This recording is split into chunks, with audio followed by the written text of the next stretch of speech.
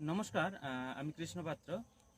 প্রথমে আপনাদেরকে দেখাই, দেখুন এটা হচ্ছে দ্য হিন্দু পত্রিকা এবং এটা রবিবারের পত্রিকা। এবং এখানে দেখুন বঙ্গবাসী যে সুপ্রিম কোর্ট রিজেক্ট করেছে যে সেন্ট্রাল এবং পশ্চিমবঙ্গ সরকারের যে রাজ্যের স্টাফ তারা কে কোন জায়গায় থাকবে। এবং দ্বিতীয় খবরটা দেখুন, ইলেকশন কমিশন অ্যানাউন্স রিপোলিং, অর্থাৎ ফালতাতে যে 285টি নির্বাচন কেন্দ্র ছিল প্রত্যেকটা জায়গাতেই কিন্তু রিপোলিং হবে এবং সেটা হবে ভোট গণনার পরে।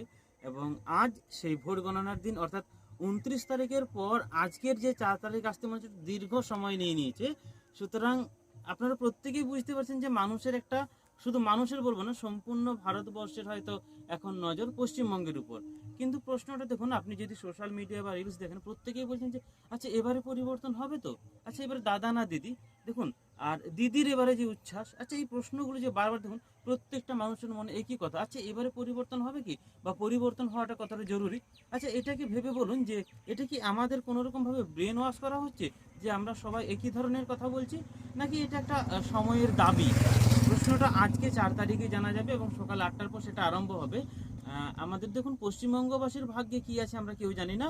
সাধারণ মানুষের আজ যা ছিল কাল তা হবে, কিন্তু এর পরবর্তী যে ভোট পরবর্তী হিংসা, সেটা কিন্তু হওয়ার খুব একটা সম্ভাবনা আছে। কারণ বিজেপিকে বড় পরিমাণে হুঙ্কার দেওয়া হয়েছে তৃণমূলের যিনি সেনাপতি অভিষেক বন্দ্যোপাধ্যায়, যে 4 তারিখের পর প্রত্যেককে দেখে নেব। দেখুন, গণতন্ত্রে আপনি কিন্তু এরকমভাবে কাউকে হুমকি দিতে পারেন না। প্রত্যেকটা মানুষের বিরোধিতা করার বা তাদের নিজেদের মতামত জানানোর ক্ষমতা আছে। আর গণতন্ত্রের প্রধান স্তম্ভই হচ্ছে বিরোধিতা করা। এবারে দেখা যাক এই বাংলার মসনদে দাদা আসে না দিদি আসে। আসলে এই দাদা দিদির মাঝখানে আমরা সাধারণ মানুষ এখানে চাপা পড়ছি। সুতরাং আমরা কাকে ভোট দেব না দেব এই জায়গাটা নিয়ে কিন্তু কোনো সরকার কাউকে জোর বা এইগুলো করতে পারেন না। এখন তারপরে প্রশ্ন, এই যে ফলতার যে জায়গাতে ইলেকশন হবে, এই জায়গার ইলেকশনটা ভোট পরবর্তী হওয়ার ফলে কিন্তু পশ্চিম তৃণমূলের কাছে বড় একটা প্রশ্নের চিন্তা।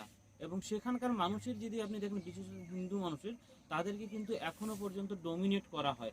সেখানকার যে হিংসা সেটা আজও কিন্তু বর্তমান। এবারে দেখা যাক মানুষের রায় কি বলে। নমস্কার।